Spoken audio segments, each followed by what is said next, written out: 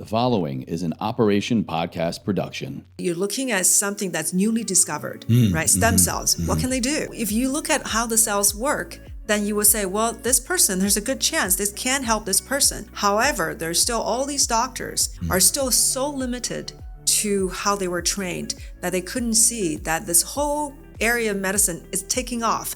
It's going to leave them behind.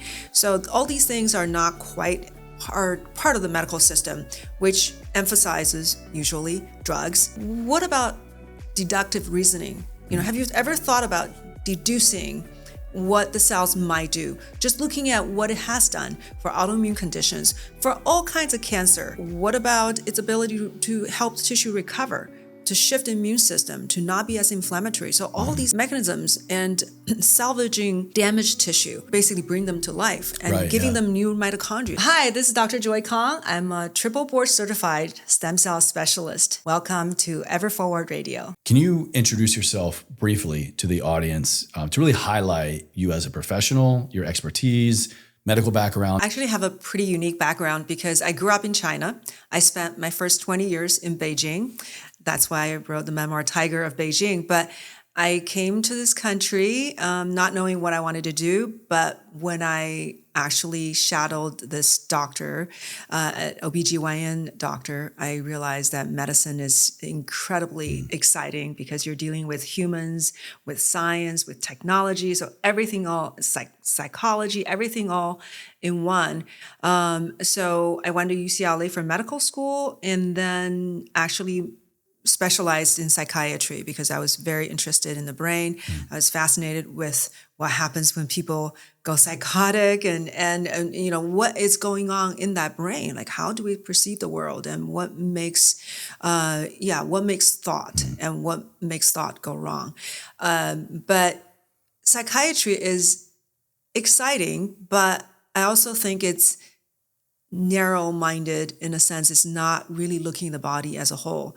Maybe the field is beginning to look at the whole body, but like every specialty in medicine is very myopic. Everyone is just restricting their views on what they can learn within their own specialty, within their own conferences. And so they can't see outside the box and looking beyond unless you are a very special doctor that you're willing to search outside. You have to be very open-minded. And it's absolutely amazing these days to see how far the other way of doing science and medicine has gone. It's gone very far, like stem cell therapy that I'm specializing in. However, there's still all these doctors are still so limited to how they were trained that they couldn't see that this whole area of medicine is taking off. It's going to leave them behind, and they have no idea. So the moment I realized there's a whole way of doing medicine that's holistic, that is looking at the most current science, you're looking at something that's newly discovered, right? Stem cells. What can they do? What are the research? What are the studies showing? So all these things are not quite part of the medical system, which emphasizes usually drugs. So it's very drug oriented. So if you're doing something that's so different, then it's not, you're out of the system. So I basically jumped out of the system from a conventional psychiatry practice. There's some psychotherapy involved, but a lot of drugs. So I gave a lot of psychotropics to patients. But now I realize that I can still do psychiatry in a sense, but I'm treating the body as a whole. So I actually can prevent people from getting on psychiatric medications because I'm helping their body to heal from a foundational level. Because if you don't look at all these things that's causing your mental health issues, then you're always going to be struggling because the foundation is faulty. But if you can remove the toxicity, you address the hormone issues, you change your nutrition, you actually are moving the body and getting all your genes activated, all of a sudden, your brain can function at a different level. It's like a wild thought, but not really. When we silo systems of the body, when we silo anything, you can get very focal with it and, really put blinders on maybe when needed, but you are forgetting a lot of other things that directly play roles, especially in the human body. Like you can't only ever address the pulmonary system and just think that the rest of the body is just going to stay quiet, when you have a problem or you present a solution. But Yeah. you have to be holistic. Yeah, this is where the Chinese medicine kind of got a leg up ahead of us, right? They, thousands of years ago, when people were meditating, they already saw the meridians, everything, all these energy channels connecting all these organs. And that's why when I was a kid, I remember when I got really angry and upset with my parents, and I was thinking, oh my God, my liver. So I'm really angry because I know anger is connected to the liver. So that's really bad for you. And liver is connected to the eye. And so I was worried about my whole system. So when you would get angry, I was like 9 years old. I already knew. So you were not only getting frustrated, but also then worried about your liver and your eye health. I was like, oh, shoot. Well, it probably speaks to the path that you chose a few years down the road. That's incredible. Yeah. So growing up in that kind of culture, right? Knowing already everything's connected, because why do this herb that's, the Chinese medicine doctor will look at your tongue, look at your pulse, and then will come up with a diagnosis specific to you. So in Western medicine, two people, let's say both people have gallbladder problems. And so Western medicine will give them the exact same diagnosis, but the Chinese medicine will base on what your constitution is and what different organ is doing and what, just your body type and different organs. And then they will come up, the same diagnosis in Western medicine can have 5, 6 different diagnoses in Chinese medicine, because they're looking at each individual very differently. How that person got the gallbladder problem can be very different from how the other person got it. So there's the old medicine, and then there's the super new medicine. And stem cell therapy is the super new. Yeah. So it's interesting, the current medical system, the conventional medicine, they're resistant to both. They're like, you're too old, you're too new. Like, no, we know the best. That's so true. We're familiar with what we know. So this is the only thing that matters. It's interesting. One of our doctors in our clinic actually drove down to San Diego to see a patient that suffered from cancer. That she's a Kaiser. And basically, Kaiser doctors have given up. There's nothing they could do. They basically say, there's absolutely nothing we can do. So in Kaiser, there's a policy that if you have nothing to offer your patient's end stage, then you need to allow any other form of therapy. So this is the only reason they actually allowed stem cell therapy. So the family really wanted. The family were desperate. They didn't want to lose the mother. Yeah. So that was difficult, because different doctors at Kaiser have different approaches. And it's so funny, nurses knew which one is the good doctor. Like this one actually is open. This one, he's the good one. He's a good human. It was so funny. So the nurses were telling our doctor, the one that's coming up, he's a good human. Like he actually really wants to help. And a lot of the other doctors, they just look super stressed and kind of emotionally, like they're just ready to bicker. Oh, they're wrecked. Yeah. Yeah. They're so exhausted. Yeah. They don't want to do it. They don't want to do anything new. And they were asking, do you have evidence? What's the evidence of stem cell therapy for post-chemo recovery? So they're asking very specific things. What about deductive reasoning? Have you ever thought about deducing what the cells might do? Just looking at what it has done for autoimmune conditions, for all kinds of cancer recovery. And there's a lot of research on using it to treat cancer.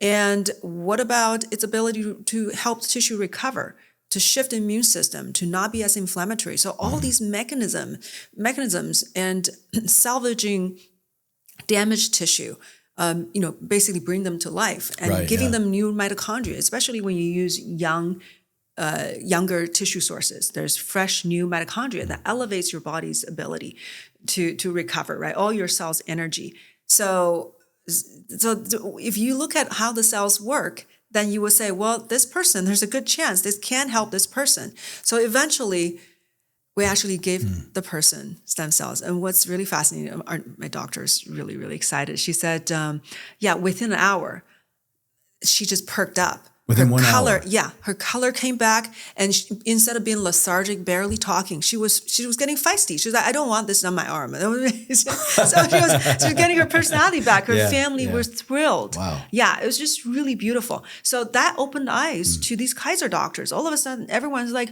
tell me more about the stem cells. And so now they want to learn, because they're seeing firsthand that they could not do, but we're giving this simple infusion. And then it's like whispering life into this person, right? She's perking up. Yeah. Yeah. So, and I told, our doctor, Dr. Gillingwater, I said, you are changing medicine there. Yeah. Well, speaking of, tell me more about these stem cells. Let's jump into here. This next section, I want to just highlight stem cells first. Okay. So high level, what are stem cells and how can we better understand them? I always want to take people to the very beginning of yourself, because you were once a single stem cell. So just know that stem cell contained all the intelligence needed. Maybe it needs some light, maybe it needs frequencies, earth frequency, but it contains all the intelligence that's needed to form you and this incredibly complex universe that that's what we are. We're like a walking little universe. So what is in that cell that has that kind of capability to know, to keep dividing and keep migrating and keep changing and forming new organs, and they all organize in such a, it's a precise fashion and perform these complex tasks that, right? How does it, I don't know. It just does it. So that's intelligence. So if we're taking a cell that has that kind of intelligence, so that comes back to what is a stem cell? So stem cell is a very primitive form of cells. So anything that's not a end stage organ cell is a stem cell.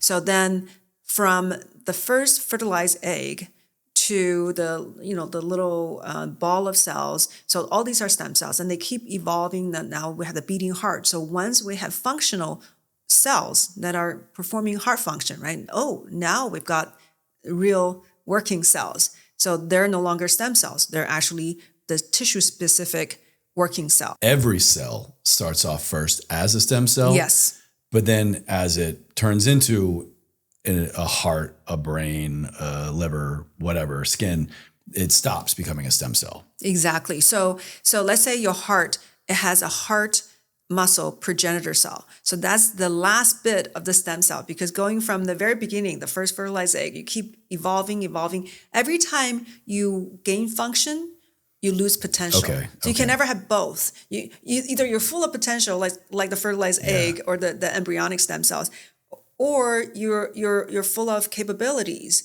but and specialization, and you lose ability to become everything. Gotcha. So you can't have both. So as you start to evolve, the cells start to go down the pathway of where they're going. They gradually lose capabilities and potentials. Oh, no, they lose potentials, and then they gain more capabilities. So at the very end, the heart muscle stem cell, the only thing they can become is a heart muscle cell. So just going from the heart muscle stem cell to the heart muscle cell, that is also a journey, because sometimes our body is so inflamed and stagnant that heart muscle cell doesn't know to evolve into a heart muscle. So what happens then? Yeah, the muscle stem cells, then you're not repairing, right? It's damaged and it's not fixed. Then you have a lesion, and then the rest of the heart is sort of working, but it's not regenerating. But if you're giving it the signals to tell those muscle stem cells to start to come alive, hey, your job is to become a muscle cell. Don't stay a stem cell. Do what you're designed to do. Yeah. Now they can come alive and they can form new tissue. Now the heart is becoming repaired, right? This is the whole point of regenerative medicine. Your body is regenerating itself, and we are capable of that. And that's the exciting part of, this new way of doing medicine. You don't just go there and throw drugs and to try to combat the body, combat different processes. You're actually coaxing the body. Hey, you can do this. Make better version of yourself. It's like you're right there. Come on, little guy. Come on. This is beautiful. I've never heard this interpretation or description of stem cells. I think it's so eloquently put that, we all have this innate intelligence and this innate potential in us. It's just for whatever reason, it gets blocked, it gets cut off. So it's not like we're trying to ask the body to do anything other than what it was meant to do, what each cell literally was meant to do. We're just trying to go to the place where it's stopped for whatever reason and then stimulate it to go back to its course of action. right? Yeah, exactly. Okay. And the way I visualize it, I tell people it's like, if you look at a person that's really sick and diseased and is stuck in illness, in chronic illness, it's almost like when you look at a TV screen, the body is like that screen that's kind of broken. You can't quite tell. Everything's pixelated. You can't tell what the message is. It's really hard to decipher. But when you put stem cells into the body, it's almost like turning your screen into a high def screen. It's giving you all the clear messages, clear signals. This is what you need to do. This is so that those messages were lost, either from cell gradual dysfunction or raging inflammation or parasitic infections, all the things that are blocking your signaling pathways in the body. All of a sudden it's given clear picture of the blueprint. This is what you do. Hey, you wake up, you're this immune cell and your job is to go to this site and take away the debris, right? All of a sudden, high def, now you can carry out your job and you can start to make. Yeah. That's the body is so incredible. It's just given the right environment and the right expectations, man, it's incredible what it can become or what it can regenerate despite it really is. Injury, illness, whatever. Yeah, despite the ravages that we allow ourselves to suffer through in this modern day. Even, it's amazing that we are the way we still are with how much toxins that we are bombarded with. Ain't that the truth? Yeah. So your body's fighting pretty hard, but if you can give it more tools so that it can get the fresh signals. Just think of when you had a baby, right? Yeah. So between you and your wife, the baby, you and your wife are a certain age, right? You're an adults, but your baby's fresh, new. It's like mint, fresh, freshly minted. That's right. So what happened? Yeah. There's a reset. There's a biological reset process. All of a sudden, his DNA is pristine as possible. His mitochondria are pristine. So he can start fresh as the new generation. Yeah. And what's happening there? And when we use umbilical cord derived stem cells, we're borrowing some of that reset, because when the fertilized egg, right? That's the start of your son, right? Of your son. And it starts to develop. And eventually it's going to, form a little fetus with a little umbilical cord. Yeah. So that cord, there were a lot of cells that were trapped in that cord. Oh, wow. And the baby keeps developing. But a lot of the cells in that cord stay the same, stay very similar to how it was when it was trapped. So the characteristic of the cells in that umbilical cord is actually in between the embryonic stem cell and the baby's stem cell. So when I use umbilical cord-derived stem cells, I'm giving you cells that are much younger than the baby cell. Man, it makes me wish I would have kept his umbilical cord. Oh, it's okay. It's okay. Science is evolving, and you can use other people's cells to help whatever condition, if there's a concern at all, because what we're trying to use is the signaling capabilities of these cells. So another person's cells, because these are fairly blank cells, that's why we can give tissue transplant in between different people, especially when we use mesenchymal stem cells, because these are very immune modulating. They're kind of immune evasive. They're not seen as like a foreign threat. Yeah, so they're not seen as a foreign entity. They're so young, and they're also modulating your immune system, so it prevents attack. Actually, these mesenchymal stem cells can be given along with organ transplantations, and that could prevent these people's body from rejecting the organ or preventing the organ itself to attack the host. So there's this calming effect on the immune system. But what you're counting on these cells function is that they will go in, give you the signal, so your body, your own cells are awakened, and they will make new tissue for you. Not that we have to give you cells from you, identical to you, to make new tissue. It's not the case. That's a common misconception that people think that, that's new to me. I have to use my own in order for the cells to stay in my body, because I need to make these new tissue. Otherwise, how can they stay? They're going to be rejected. Well, the truth is, majority of the cells that we give to people, by the time they recover and we look for those cells, they're not in the body. The people still would recover. Where are those cells? They died. They did their work and they died. So majority of them will go away. Just like any cells, when you put in when you bring them to life, right? That you extract them and you put them in the body, there's a finite lifespan. So they will do some work for you and they will die. But it's really, we're counting on their signaling capabilities. So between humans, the cells that are, even though they're not the same as you, but if you use very, very young cells, they have better ability to adapt. Wow. So it's very interesting. The bone marrow transplant between adults, you try to match as much as you can. So perfectly matched would be good. But guess what? Even perfectly matched bone marrow transplants have a chance of rejection. Because there's no two people that you can perfectly match, right? We're all a little different. Maybe you have some HLA markers that can cause major problems that you can make sure that they are not conflicting, they're the same. But what about the hundreds and thousands of other markers on the cell, right? You can't control everything. However, if you give somebody who needs a bone marrow transplant, but you give that person umbilical cord blood transfusion, and cord blood, its composition is very similar to the bone marrow. It's all the same system. The blood is flowing through the bone, and so it's the same system. So if you give them a completely unmatched cord blood transplantation, so we can replenish this person's immune system, right? There's less chance of rejection than perfectly matched adult transplant. Wow. Yeah. So this just shows you when you're younger, you're more ready to adapt. Yeah. The cells do the same thing. Wow. Okay. You're beginning to get into some areas that I definitely want to get into in a little bit, but I want to bring it back to just start off first with introducing stem cells and why should this really matter to the quote everyday person? Like, why should we care? I'm not a professional athlete or, an extreme biohacker, but, I am someone that is interested in feeling well for as long as possible and having quality lifespan and health span. Why should I care about stem cells? Yeah. So, okay.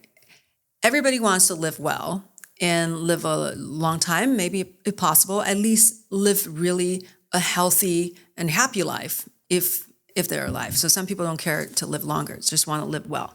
So that's one population. The other population is the people who are sick, and we never know who are going to get sick, right?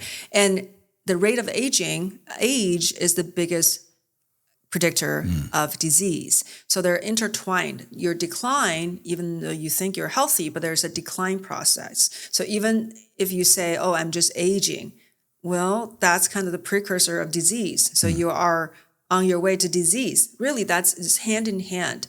So, and there's no stopping that. We're all getting older all the time. You can't stop aging. Right. Or can you? Yet. Yeah, right. So, We'll get there's some We'll get there. very, very exciting things going on, right? I think it's possible. It's definitely within the realm of possibility. That would be a very strange time. To stop aging or just slow it down significantly? I think it's very possible. I think it's very possible to, I think at one point in human existence that we can stop aging. So if we're all going to live, as 25-year-olds, and we're all going to just keep existing unless you run into an accident, I guess it's very possible. But we're not there yet. But we are getting closer than ever in history. Because let's say just stem cells for longevity purposes. Animal studies have consistently shown that if you give an animal regular IV infusions, these are middle-aged animals, they extend their lifespan by about 30%. That's pretty standard. This is a one-off administration or regular okay. interval. So I think about 2 weeks or every 4 weeks, something like that. Because rats and mice, they only live for about 20 months in general. Short lifespan Yeah. anyway. So one study was, I think they started them. One was younger; they were middle aged, like 10 months old. Another one was older; they were 15 months old. 15 months old is human equivalent age of about 75 years of age. So in the middle aged rats and mice, there are multiple studies. it has shown that it's pretty consistent that these animals lived about 30% longer. Not just lived longer, they actually are staying in the younger state longer. So they look great. They're walking and running around great, and their cognition was really good, as if they were young rats. So like their biological functions were preserved. So they have a longer, healthy lifespan. And then for rats who were old, where half their peers have died, when they started giving them regular stem cells from younger rats, the time remaining on Earth, from 15 months until they die, were 3 times as long as the ones that did not receive stem cells. Wow. And not only longer, but again, they look better, right? Their fur's shinier and their spine is straighter, and they look like they're in really, really good condition. So this is great for rodents, but what about humans? Are we saying, or well, that's going to be a very long study, carryover? right? So I've volunteered to be one of the study subjects because I've been doing regular IV stem cells on myself every 3 months for the last 8 years. And there are some people like that. So not, I have some patients who are doing it every, if somebody wants to do it every 2 months. Most people are doing it every 3 to 6 months. So regular IV infusion, it would be interesting to see what happens. But definitely the people I've met who have done regular IV treatments in the last 7, 8 years, there are not many of us, but they all look 10 years younger. Wow. So, but human, that's going to be a long study, right? Yeah. As far as studying lifespan. But what we know, a lot of science, it takes deduction. We're really not that different from animals in a lot of ways. In our genetic material are very similar. So when they looked at mice and when they were given stem cells, and I guess one thing that's easier to do in animals is that you actually can sacrifice the animal. That's a whole other subject. I don't really like that, but still there are studies done, and they give animals, mice, young stem cells, and then they looked at their neurotransmitter level, their growth factors, their toxic waste, their biomarkers for aging. Everything was reversed to the younger state. So the levels of the younger state. So on a biological, analytical level, that you can see by the number that everything was back to younger state. So the cells, the animals are younger. So then you are bringing back your state. And this is a fun fact. So your wife is going to like this because they found out women who have been pregnant compared to their peers that have not been pregnant, right? So the pregnant given birth, their biological age was 4 years younger than the women, Really? the counterpart that did not get pregnant. Really? Yeah. I think general public thought would go, oh, no, if you have a kid, like it's less because of stress and worry. Right. I don't know. They sapped the life force out of you, right? But not my boy. But isn't that fascinating? And Very, I believe, why? See, just like you said, right? There's this stress was tough on the body. I think there's this constant stem cell infusion with the baby because we know there's DNA exchange between mother and kids. Of course, yeah. Because they found out that 60% of women actually have Y chromosomes in their body. So this is a widespread phenomenon. If people think that I'm so pure, oh my God, I don't want other people's DNA. I'm sorry, you already have, very likely. So the men probably the same thing, but the study is very easy when you're looking at women and checking Y chromosomes, right? So because women shouldn't have Y chromosomes. So if 60% of the women have Y chromosomes, they could not account for that high percentage by pregnancy of male child or miscarriages that we didn't know about, or a male sibling that we didn't know about. So they were looking at all these possibilities.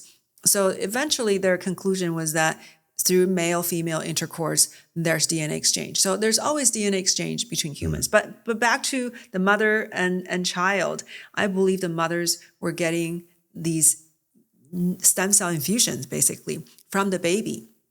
So they are reversing their age. You're getting stem cell therapy. Yeah.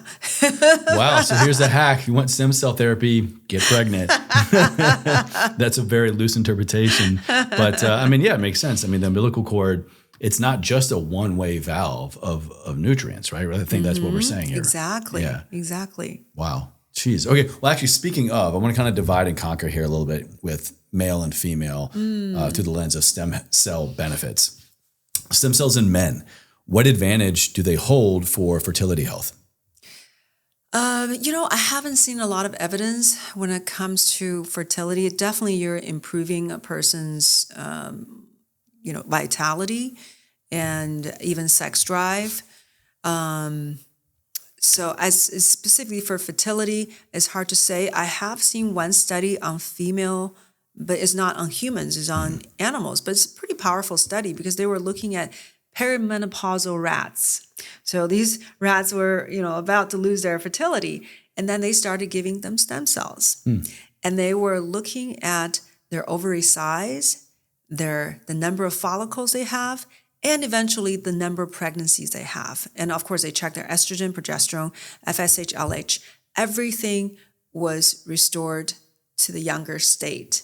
So they got increased hormones, they got increased number of follicles, their ovary size was bigger, and they had more pregnancies. So that's an animal study showing that. I don't know if I've seen human studies, although I have anecdotal patients who have, at least one doctor, she tried, I think for 4 years to become pregnant, and she always ended up in miscarriage.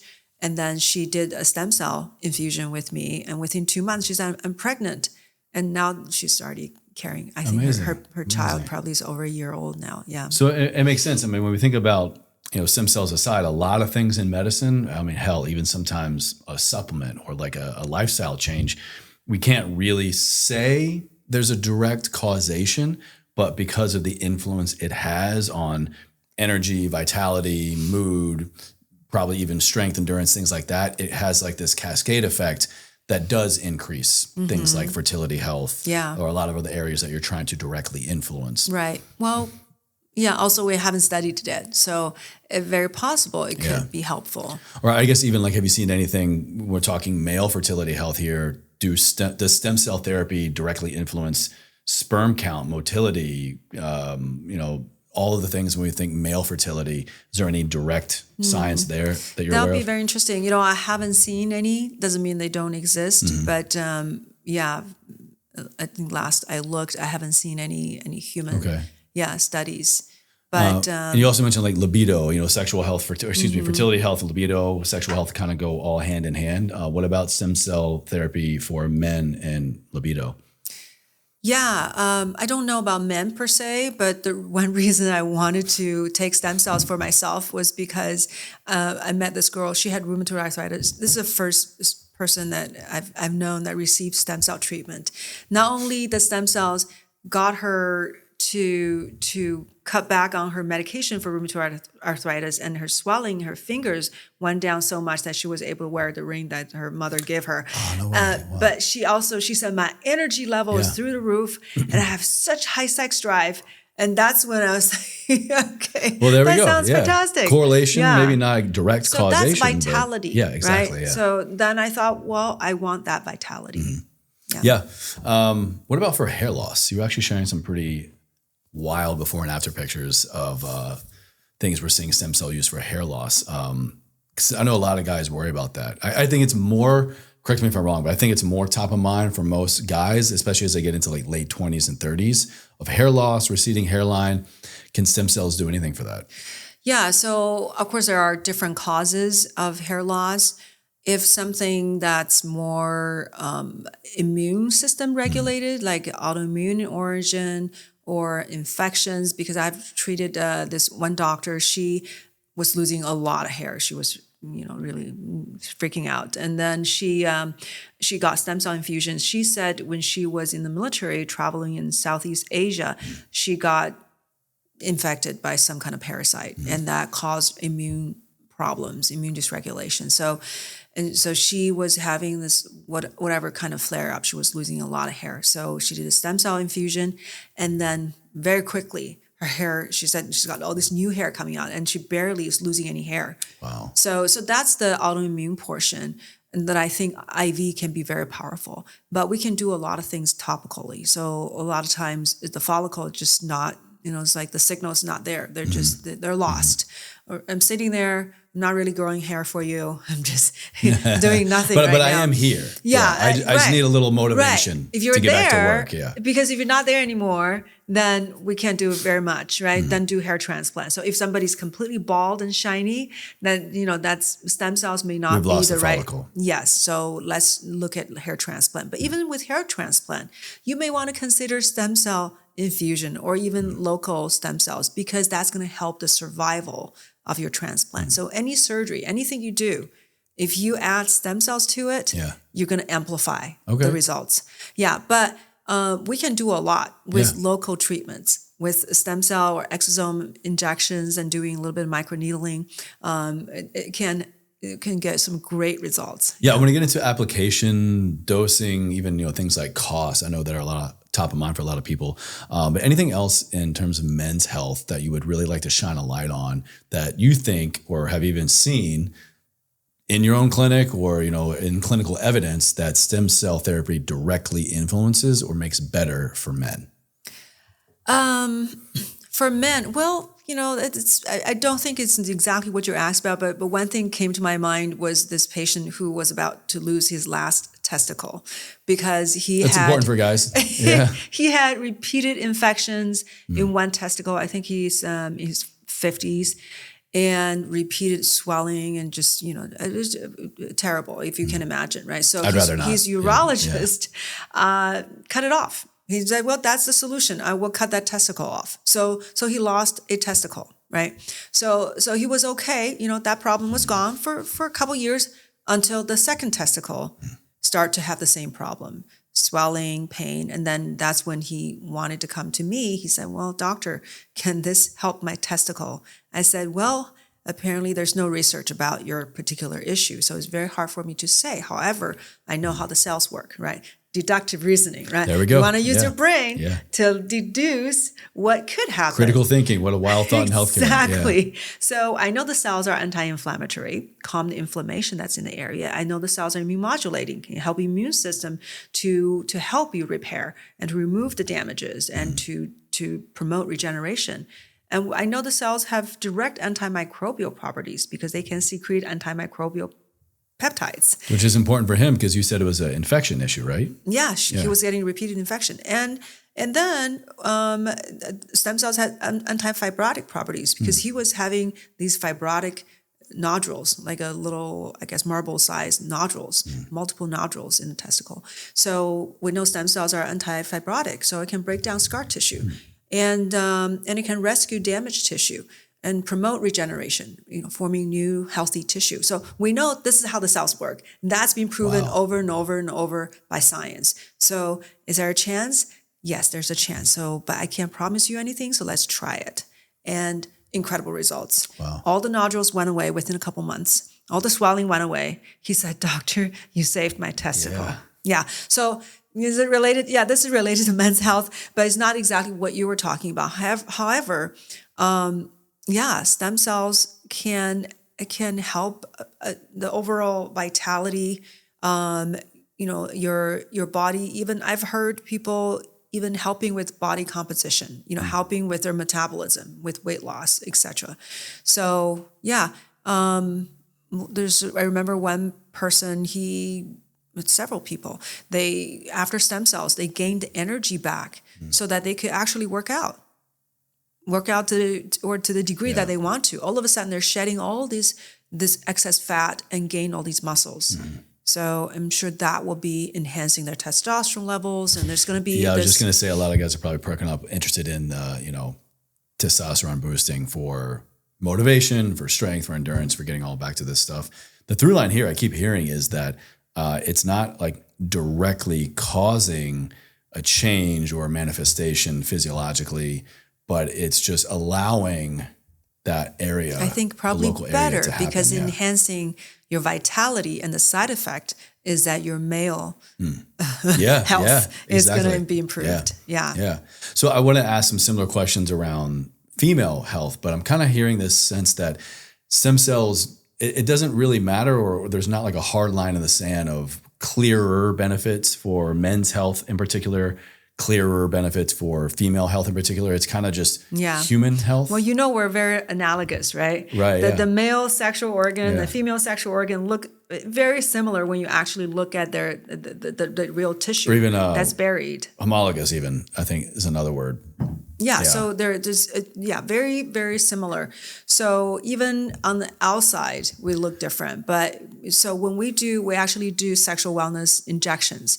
We can inject into the female genital areas, inject into the similar tissue as the male, So you would inject into male genitalia and female genitalia as like a local treatment for stem cells? So like the male penis shaft, the cavernosum, we can inject directly into the shaft, into the erectile tissue. The female, we are injecting into similar organs, right? Homologous organs. That's underneath the labia minora. So we can inject there, and then we can inject into the clitoris or the head of the penis. So they're very analogous. The same volume cells. So it's almost, we're treating the two very similarly. Okay. Yeah. So now walk us through then, what is the purpose or the reason behind injecting locally or treating locally with stem cells? I mean, hyperlocally, and we're talking genitalia. Maybe some people might think of like a shoulder injury or something like that versus like an IV drip I heard you talk about. What's the difference between just like a drip versus local? So the way you want to think about it is that when I give something to you through your veins, I can give you, this, let's say 10 million cells, a bunch of cells, whatever, 100 million. But they're going to be dispersed because they go back to your heart, get pumped to your lungs. If your lung have a lot of pathology, a lot of them are going to be attracted and stay there. If your lungs are fine, a lot of them will come back to your heart, and then they will go all over your body.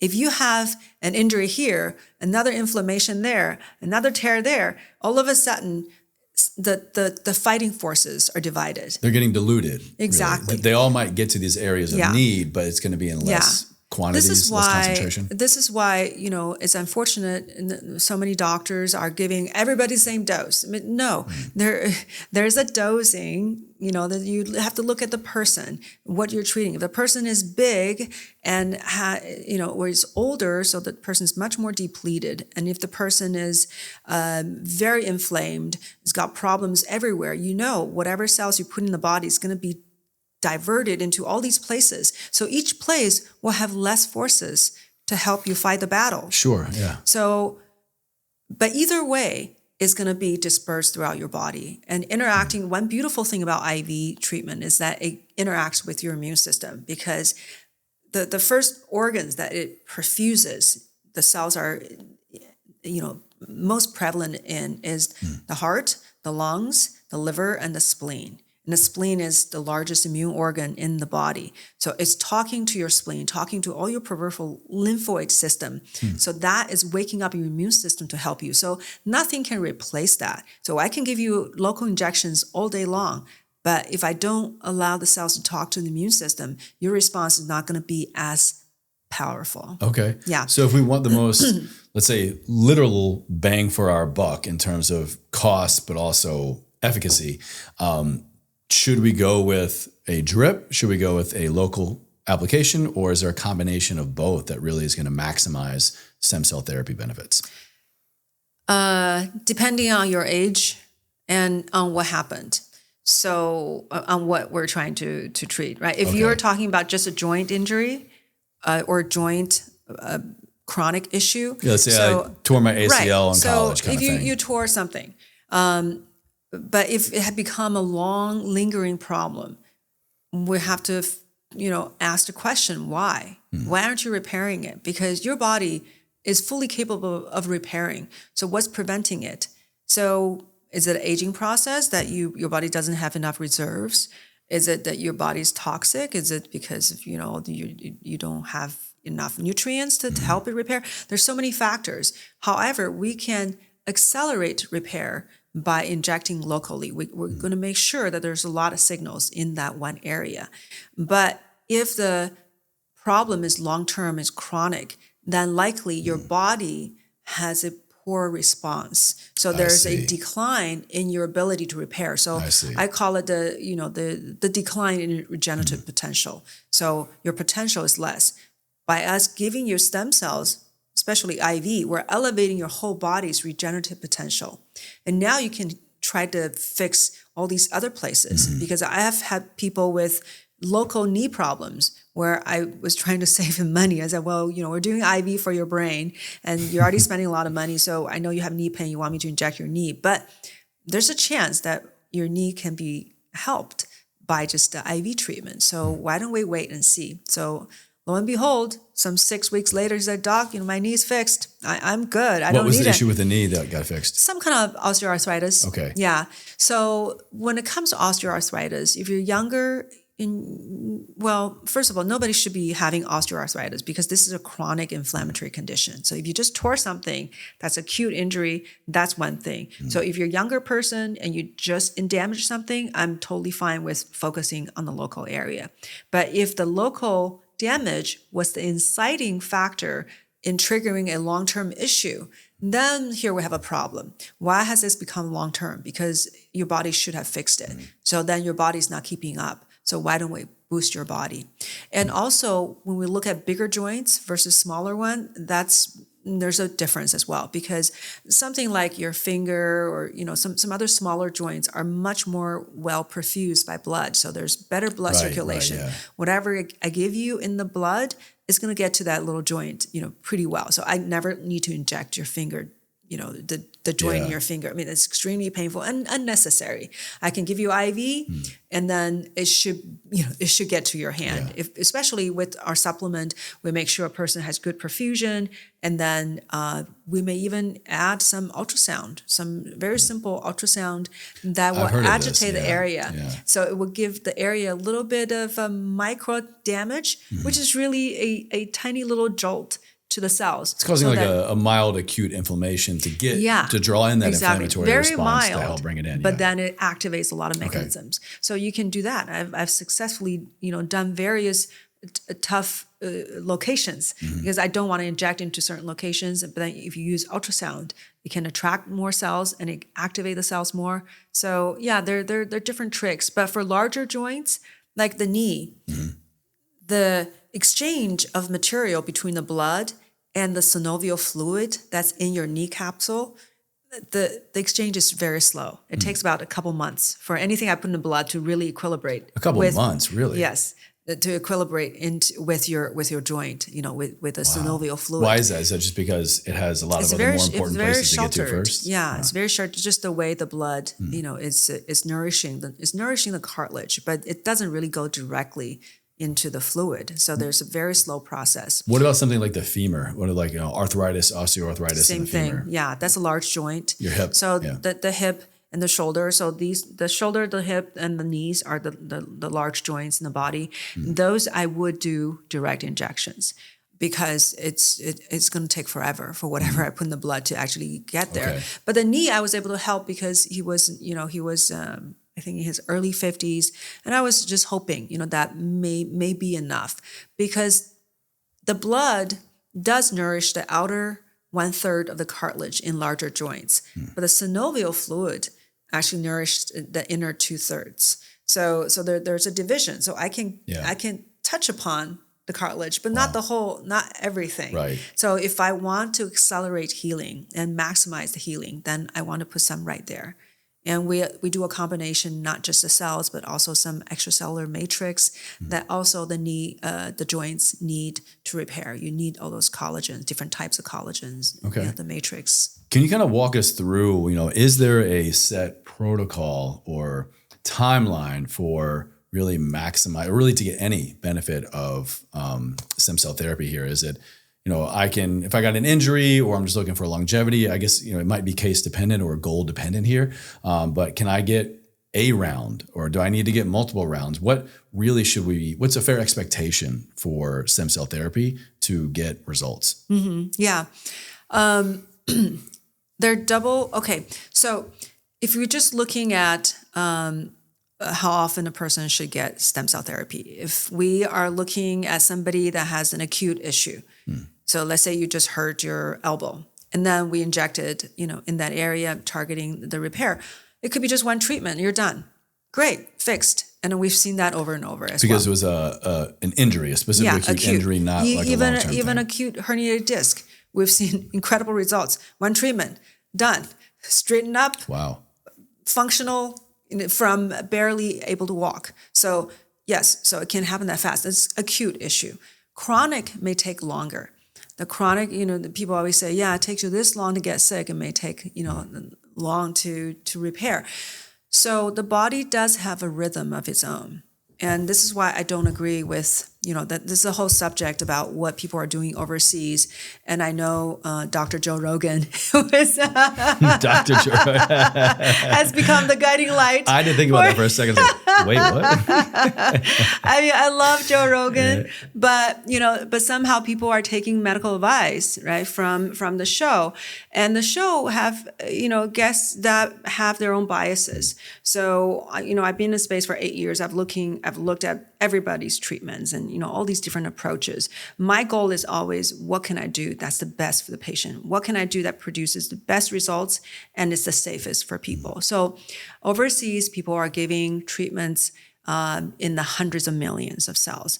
If you are using hundreds of million cells that have been extracted directly from the umbilical cord, great, good for you. That's going to be astronomically expensive to have that many cells, which may not be necessary, by the way, but that's fantastic but at a certain point, you're going to hit a point of no further return. So it may be a lot of cells, but you're not getting further gain. So we are using cells in a number of, low tens, like we're using between a few million cells to maybe 20 million cells. So that's the range we're using, but we're getting phenomenal results. Why? Because we're using unexpanded, that means kind of unadulterated cells extracted from the umbilical cord. They have never been grown in a tissue culture. So when you put them in a culture, in an artificial environment, and let them just multiply outside the human body, they're in an environment that's stressful because that's very different from the human body. Right, yeah. So they can start to it's secrete. Synthetic. Yeah, exactly. They can start to secrete inflammatory molecules. And it's also proven in numerous publications that the cells start to change in their genetic expression. So they change in how they divide. They no longer become identical copies of themselves. They start to produce daughter cells that are different. Wow. So they're one characteristic of stem cells is that yes, they are capable of identical division, but most of the time they do asymmetrical division. What they do is that they divide. One of them will be identical to itself, but the other one will be just a little different, a little more developed. That's how the cells replenish the tissue, but retain a copy of the self, right? And what's the timeline of that? How fast is this happening? I don't know how. It can be pretty fast. Yeah, I don't know how fast, but the cells it's always happening kind of instantaneously if a stem cell is there. A lot of times stem cells can be hibernating. So if they are triggered, if it's important for them to divide, then they will divide. So they are triggering these cells. They're giving cell signals right in the tissue culture to make them divide artificially. Okay. And the cells have a tendency to divide in that fashion, asymmetrical fashion. So if you start to divide into one copy that's the same as yourself, that doesn't have all these surface markers, doesn't trigger rejections, but then the other copy is just a little more expressed, which means there's more protein, there's more function, there's just a little bit more capabilities. So you lose potential and gain capability, right? There's only these two aspects. And then so now you have one cell that divided into these two cells. One is identical, one is the daughter cell. So the one identical cell can divide again into identical cell and a daughter cell. And that daughter cell cannot go back, right? Oh, wow. It goes forward. So it will further divide. Now you've got a soup of mostly further differentiated cells. Wow. So it sounds great. It sounds like you're giving people a lot of cells, but is that necessarily the best for the patient? Because if you don't divide it that many times, the negative effect is not as significant. But unfortunately, a lot of these clinics, they're using cells that have been multiplied a lot, many generations. So they have a lot of they have a lot of cells. You're Then they getting can like divide. a clone of a clone of a clone Right. of a clone So kind of thing. imagine Copy of a copy of a copy. Let's say you spend $10,000 getting the original, tissue, and then if you had just made cells from that, that's all you have, right? That's all you can only treat. Let's say Right. you give to 10 people. That's it. That's your cost. But if you can grow them to 100 times that, and now you can give people a lot more, but you can you can treat 50 people all of a sudden. Now your cost has drastically declined, so there's a lot more profit margin. But the problem is that people are having more side effects. And I can show you research studies showing that at higher number of cells, when they're expanded, they actually end up producing lower benefit. It's not like, it's no further benefit. You actually have less benefit. So you do hit points of diminishing returns. Yeah, not only diminishing returns, Negative but you returns. actually, yes. So that's why I'm a stickler about wanting to give people cells that have not been manipulated, because you have way less side effects and you're actually preserving the potency. Can you walk us through you mentioned side effects. Can you walk us through what are side effects, potential side effects of stem cell therapy, and what really could go wrong? Or should we be afraid of stem cell therapy? No. Well, you need to be afraid of companies that don't have integrity, right? For example, we had that big incident with Livion I think 5 years ago or so, that they had a contaminated batch. So somebody did not do things correctly in the processing. Contaminated what? With E. coli. So no. I think about 26 people were hospitalized.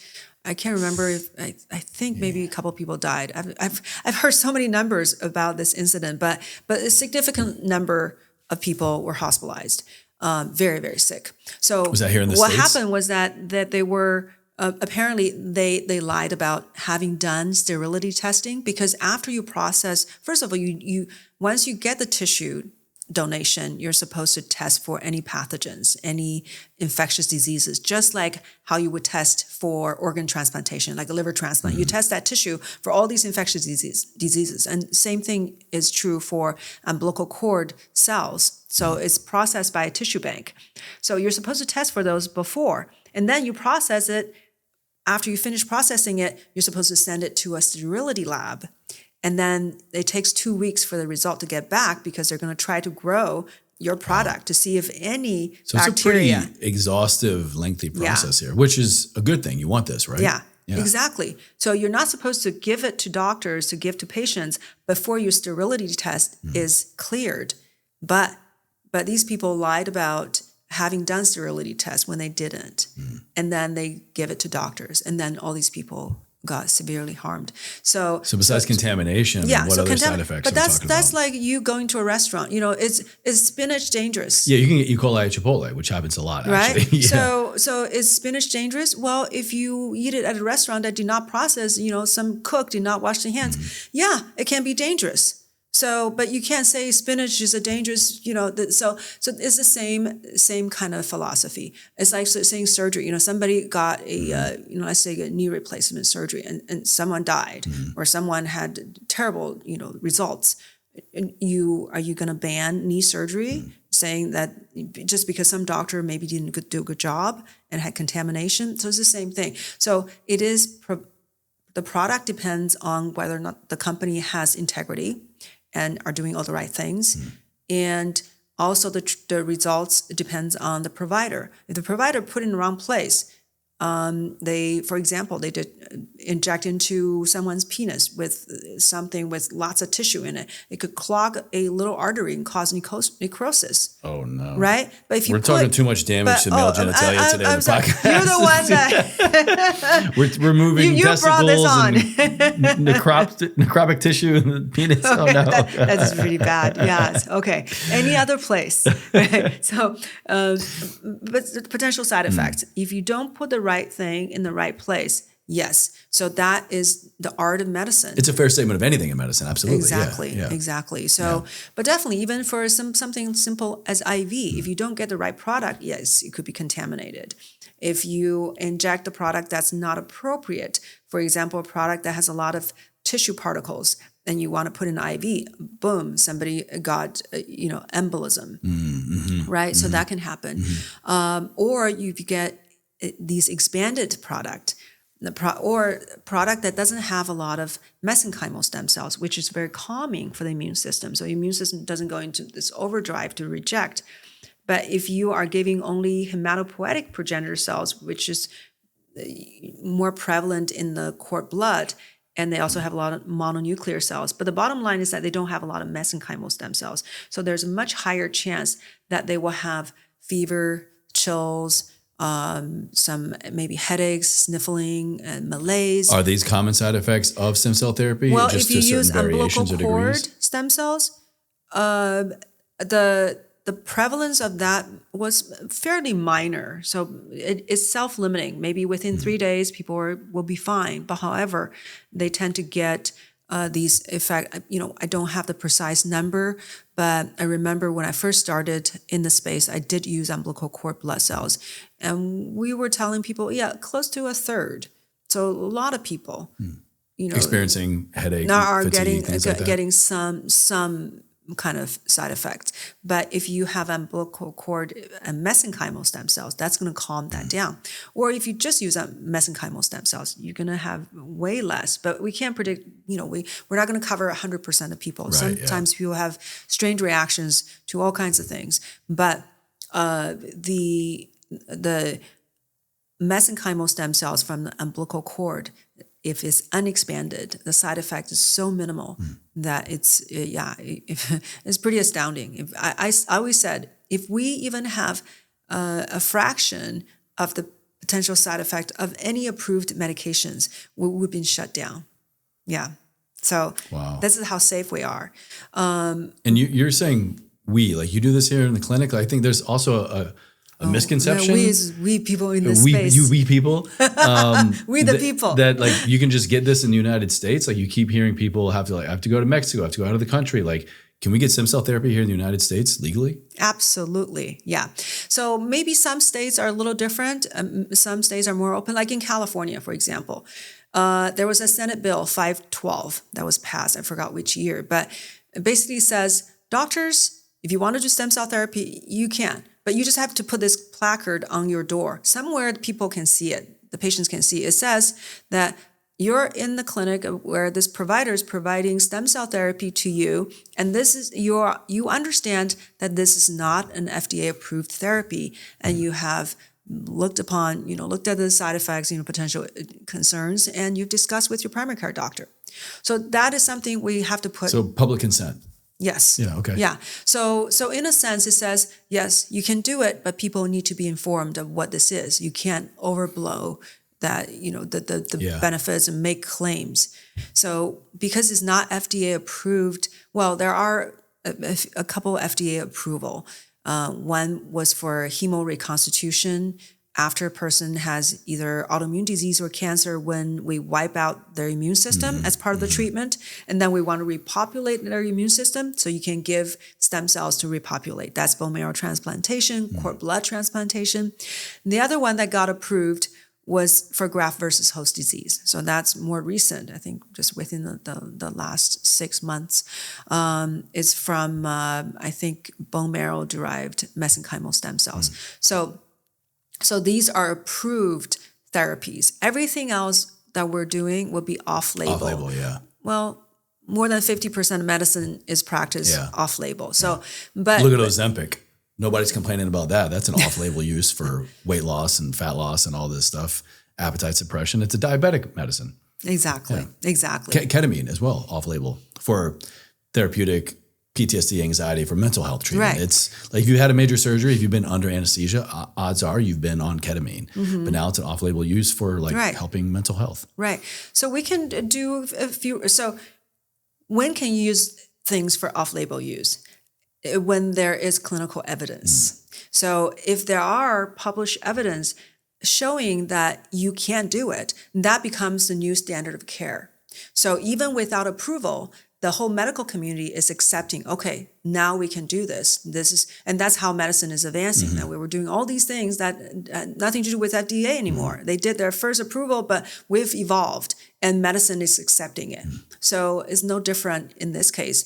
I don't know how willing and open the FDA is at approving all these therapies. I think there's some innate resistance. But one, we can use the therapy for off-label use. Two, there's a different way of looking at it, which is that we are not using the medicine as a drug. Because when you talk about FDA approval, you're categorizing these as drugs. But there's also a different way of doing medicine, like blood transfusion, like liver, heart, organ transplantation. There's no FDA approval. FDA has nothing to do with approving whether or not you can take one person's heart into another person's body. That's not under their purview. This is under the governance of the medical boards of each state. That is called the practice of medicine. And the FDA has no business in regulating how medicine is practiced. Their business is to make sure drugs are safe and that there's some efficacy, that people are claiming things and it actually is true. Yeah. But when we provide natural therapies from one person to another, that's not who they can govern. So they want to make it a drug, and there's the battle going on whether or not it is a drug. Yeah. I don't think it's a drug. I would agree. No, like how, how can something that we all have and like is like the bare bones of life itself, like how can we consider that a drug unless we go the route of synthesizing it, which is that even possible? A synthetic stem cell? Well, I think who produced cells? I mean, this is something that we're still, I still think that as humans, we are not in the realm, in the matrix, that we know how. It may take going above what we know currently in order to produce cells. We're not capable of making any even simple cells. We can't. We don't know how. It's beyond us, at least at this point. So, so it's like, who made nature? Who made all the plants? Who made, who manufactured this? That's the ultimate question, is it not? Who did it? What is life? Who made it? Where does it come from? How is life? Exactly. That's the ultimate question. So the tissue transplant that we're doing is produced, that these cells were made by tissue banks. And these tissue banks can also, they're under the governance of the American Association of Tissue Banks. That's where all the tissue, transplantation, all that's what they are able to produce, right? To provide. And that is a whole different branch. It's the American Association of Tissue Banks has nothing to do with the FDA. They're not under the FDA. They're a separate organization. So what we're doing right now in the U.S. is that we're providing tissue transplant. So I'm giving it from one person to another. The cells are performing the same function as what it was in the body before. And the cells always know that they're going to perform the same function. And that's the irony. But now we've come to philosophical differences. So because the cells will always do what they do. So just because it's put in a part of the body that's different from its previous origin doesn't mean the cells start to do things that are different. The cells do what they do. The mesenchymal stem cells are aggregated all along your blood vessels. They will always do the same thing. Everywhere you have blood vessels, you have full of mesenchymal stem cells. They're all holding on to your blood vessels, waiting for signals. If you have any stress signal, SOS, from any part of the body, there are molecules floating through your blood that they can sense, and they can squeeze themselves out of the blood, out of the tissue into your blood vessels and start to swim upstream to find where the highest concentration of that signal is. And then they can get out when they get to the highest concentration and then start to make their magic, right? They start to secrete signals. So if we put these cells, if we put these cells directly into the blood, we're just assisting them of doing what they were doing anyhow.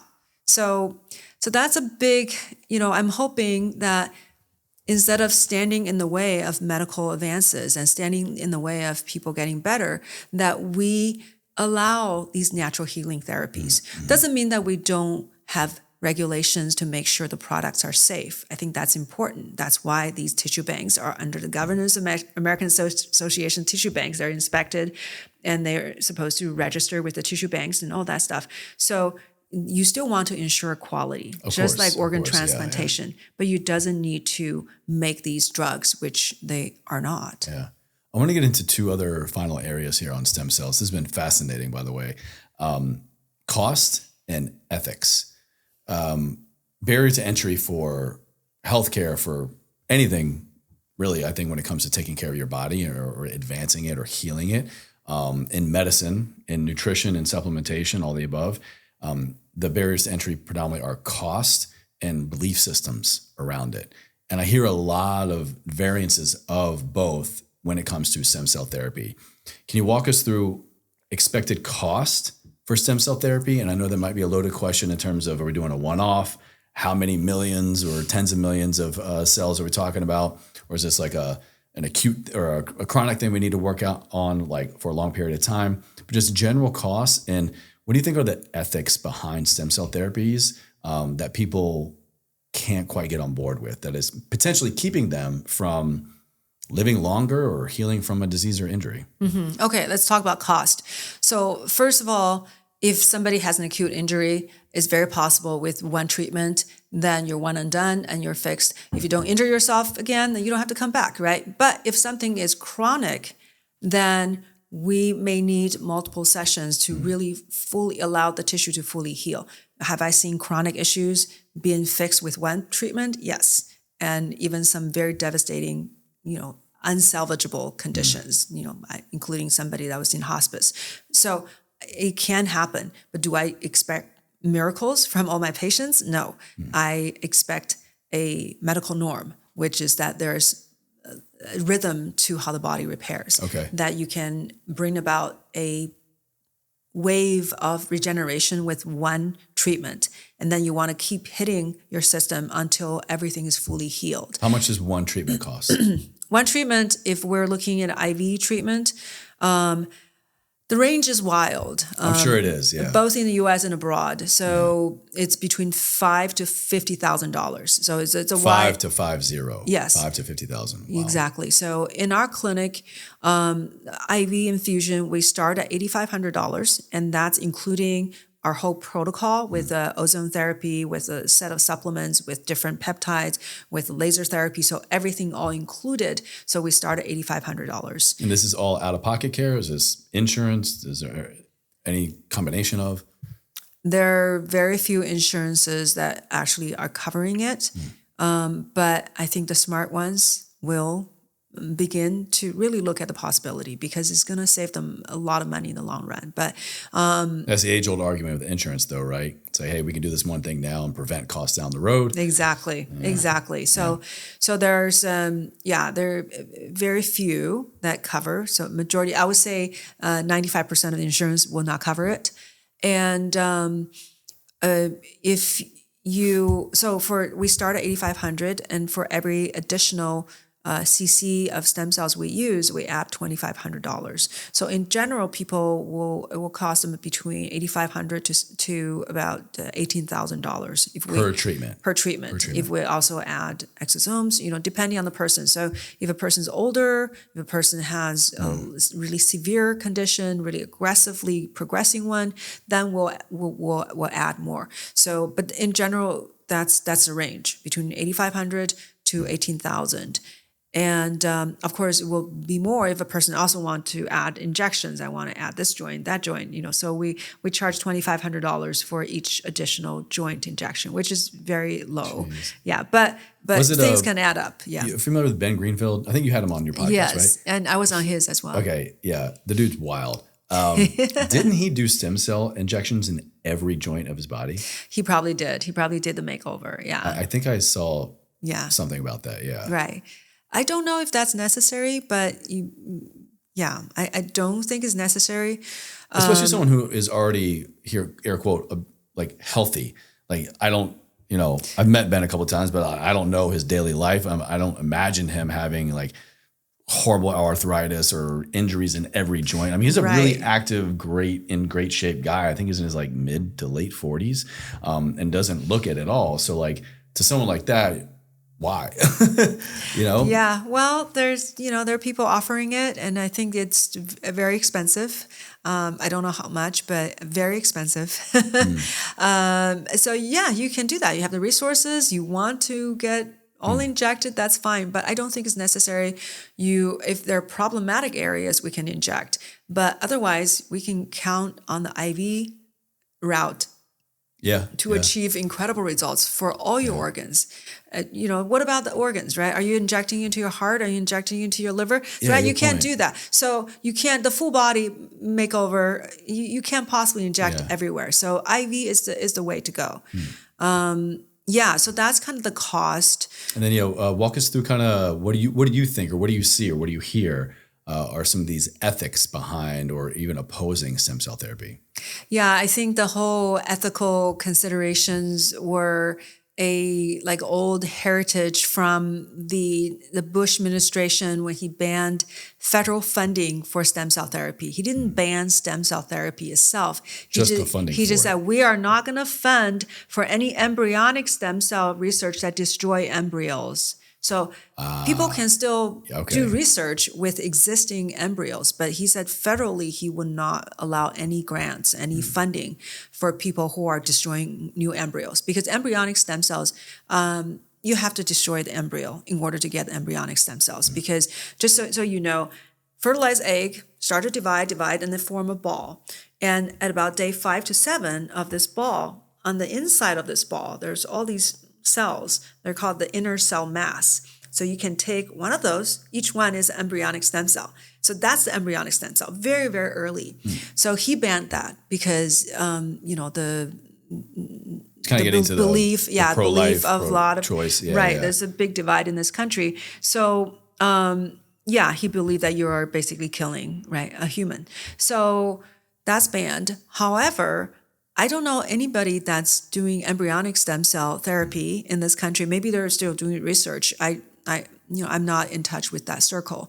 What I care about is what we can give patients of things that we can actually do. What have we found out? So that's the research I care about. So embryonic stem cells, we can use it. So I'm not even, I'm not going to bother. Not to mention embryonic stem cells, even though there's huge potential of what they can do because they're so early, so primitive, but they also have the problem of being too wild.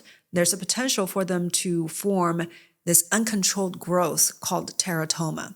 So they can form a ball of, teeth, hair, bones, and, soft tissue.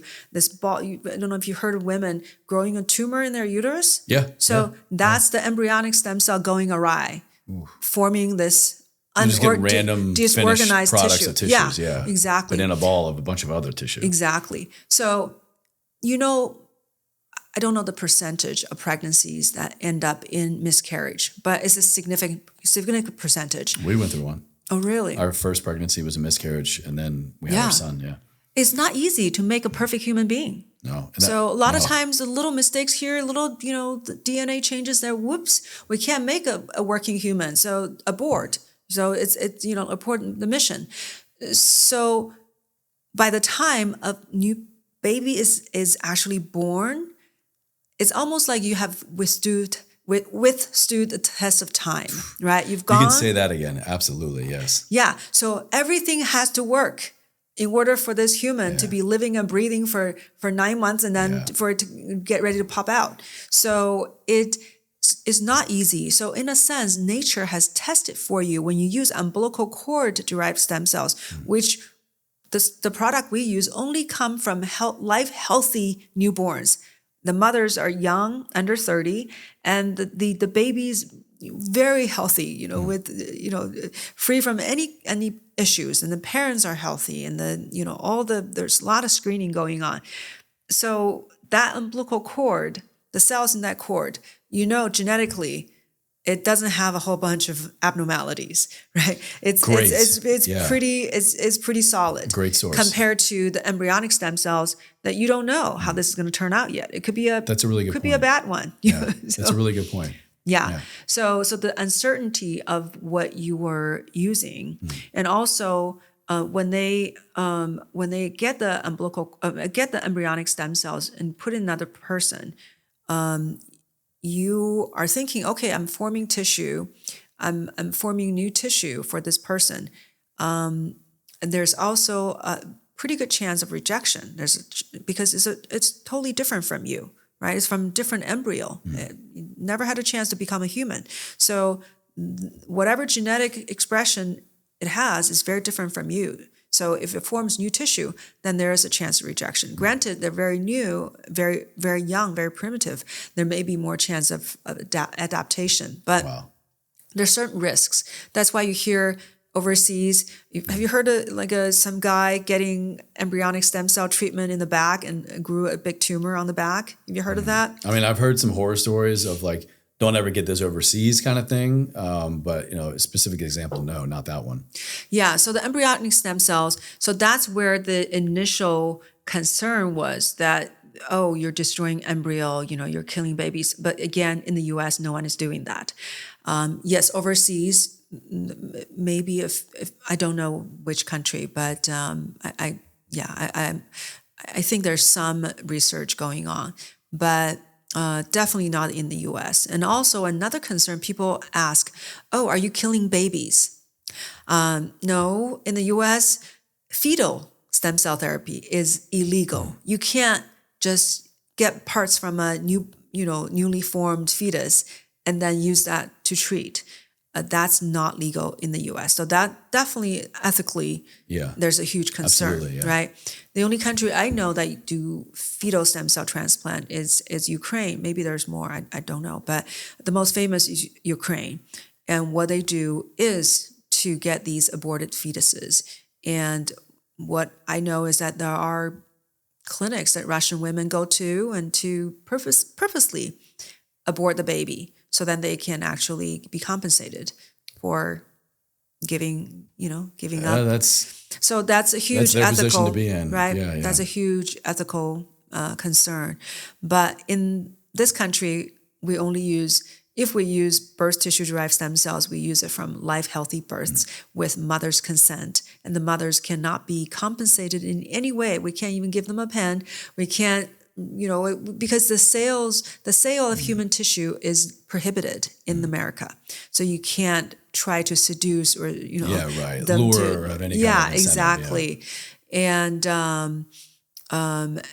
of course, if you use your own stem cells, there's no ethical concerns. Yeah. But umbilical cord, no, there's really, because what happens to these umbilical cord, if you don't utilize it, they're going to throw them in the trash. And they throw them by the thousands and thousands in the hospital in the past. But now, throwing tens of thousands of dollars potentially away. Yeah, in the past. Wow, yeah. Geez. But now there's a chance for assisting in healing. Well, I feel like a billion other questions come to mind, and this is such a wild frontier. It's new to me. I feel like we could carve out so many other questions and talking points, but this has already been an incredible block of time. I want to say thank you. You're very welcome. Before I ask my final question, I just want to ask you, is there any other area of stem cell therapy that you would like to shine a light on that we didn't talk about that you feel is worth people listening to? Yeah. So I think people need to understand that stem cell therapy, because of all these mechanisms of actions that I talked about, they can really help a person with chronic conditions get their body to assist their body, like the image of the clear high def picture, right? Waking your body up, all of a sudden it knows what to do. Now, a lot of the conditions, it could be from head to toe, all these different organs. It doesn't matter. It's the information, it's a signal to regenerate that matters. So that's why people come to our clinic or any other doctor's clinic who do stem cell therapy, have a wide range of difficulties, from autism to Alzheimer's to different brain conditions, right? Traumatic brain injury, MS, Parkinson's, ALS, to heart, lung, liver, kidneys, all these internal organ issues, and then to musculoskeletal repair, to autoimmune conditions. Wow. And so wide range, and then, different organs, things we don't know yet, right? In the forefront, somebody with testicle issues. So we're seeing just beautiful things. We had a patient who was blind in one eye for 44 years because he had a brain surgery when he was 9 years old, and they damaged the optic nerve. And then after one stem cell treatment, he started to see in that one eye, right? So these are the things that I would have never even said there's a chance, because, there's difficult, blindness, that's very difficult. So I wouldn't even give any, what I consider maybe false hope. I wouldn't even, say that's a possibility. It's happened. But then it happened. Wow. And the patient's thrilled. So just incredible potentials, right? So potentials to help people heal, help people. If you have to do surgery, it's going to make you heal 2 or 3 times as fast. I've seen that consistently. People get back to work, get back to their lives, and the tissue healing, as far as the completeness and the beautiful right cohesion of the tissue, that is just incredible. So you can utilize it that way. Or people who just want to live a longer, better life. And of course, I've heard repeatedly from people, 60-year-old, I feel like I'm 30 again. So they feel this vitality and improvement in so many aspects of their lives.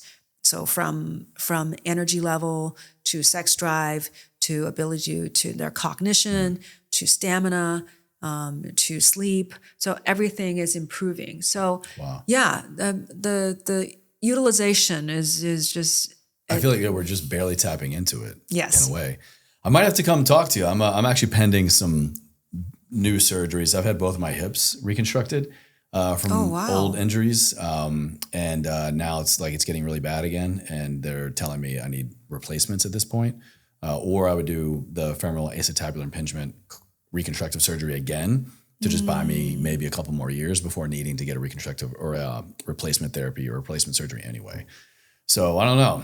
Well, can definitely buy you some time. That's be a good candidate. That's at least, and Well, one word that stood out to me throughout all of this has been potential. The potential for the human body is profound, and I don't know if we'll ever really tap into its fullest potential. But potential is really what we're all about here at Everforward Radio. So my final question is, maybe through that lens of potential, or just how do you interpret those 2 words, ever forward? What does that mean to you? I think of potential as like the nature of the universe. We're ever expanding, we're ever flourishing.